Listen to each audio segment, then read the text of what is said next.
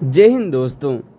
Konkan railway corporation limited की तरफ से आईटीआई के कुछ ट्रेड के कैंडिडेट्स के लिए कॉन्ट्रैक्ट बेसिस रिक्रूटमेंट निकल कर आ चुकी है, टेक्नीशियन और अन्य कई तरह की पोस्ट पर, जिसका फुल नोटिफिकेशन जारी हो चुका है।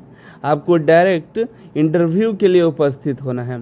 पूरी जानकारी के लिए वीडियो को अंत तक देखिएगा।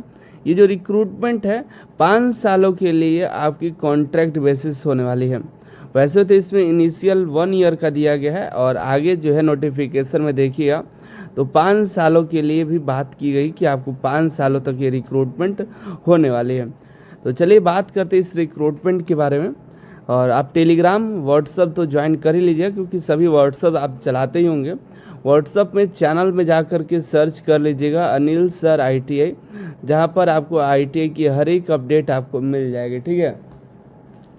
जूनियर टेक्निकल असिस्टेंट मैकेनिकल की 11 पोस्ट है, क्वालिटी इंस्पेक्टर की 15 पोस्ट है, वेल्डर की 16 पोस्ट है, फीटर की 22 सीट है, ईओटी ऑपरेटर टेक्नीशियन की 16 है, व्हीकल ड्राइवर के लिए 4 है, फॉर्कलिफ्ट ऑपरेटर लिस्टर के लिए 14 सीट है, हाइड्रा ऑपरेटर के लिए 2 है, ऑफिस बॉय हेल्पर के लिए 32 सीट है। टोटल 132 सीटों पर ये रिक्रूटमेंट है।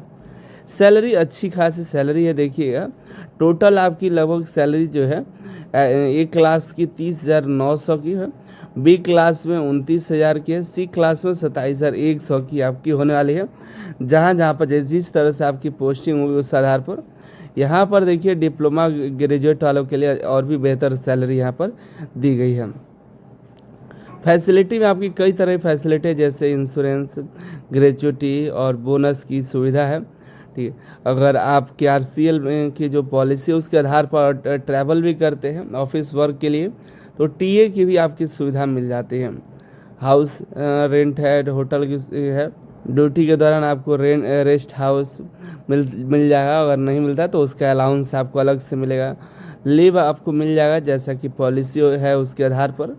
हम बात करते मेन यहाँ पर देखिए क्वालिफिकेशन की बात कर लेंगे। पहले यहाँ पर समझ लीजिए आपकी वॉक इन इंटरव्यू होगा, जो कि आपको 8 जून से शुरू होता है।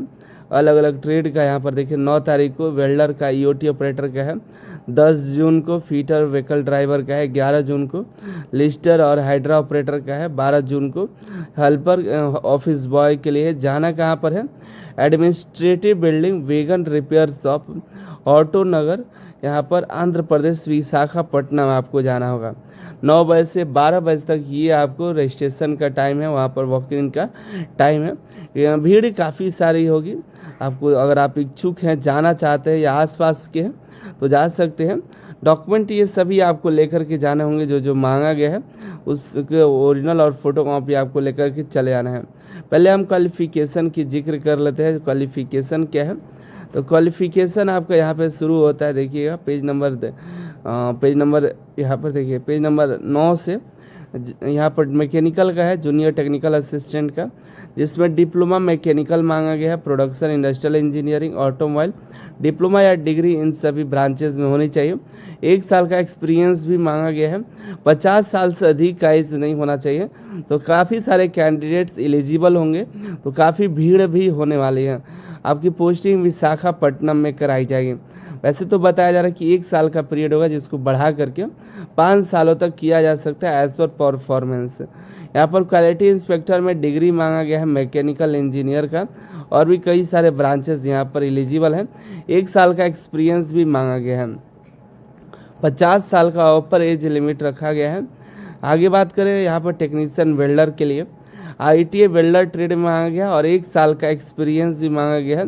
मैकेनिकल इंडस्ट्रीज़ में आपका एज 50 साल से अधिक नहीं होना चाहिए। जॉब पोस्टिंग जो है विशाखापट्टनम में ही होने वाला है। फीटर का भी वही सेम आईटीआई फीटर ट्रेड से होना चाहिए। 1 साल का एक्सपीरियंस मांगा गया है। ईओटी ऑपरेटर में आईटीआई का सर्टिफिकेट होना चाहिए, और यहाँ पर ये नहीं बताया कौन से ट्रेड में। 10th वाले भी यहाँ पर चले जाएंगे, 10th कंपलसरी, और ITI issue by and recognise कोई भी आईटीआई का ट्रेड। और यहाँ पे 2 साल का क्रेन ऑपरेटर का 2 साल का एक्सपीरियंस आपके पास होना चाहिए। मिनिमम 4 साल का पोस्ट 10th के बाद अगर आप ज्वाइन करते हैं, 10th के बाद 4 साल का एक्सपीरियंस, ITI के बाद EOT में 2 साल का एक्सपीरियंस मांगा गया है।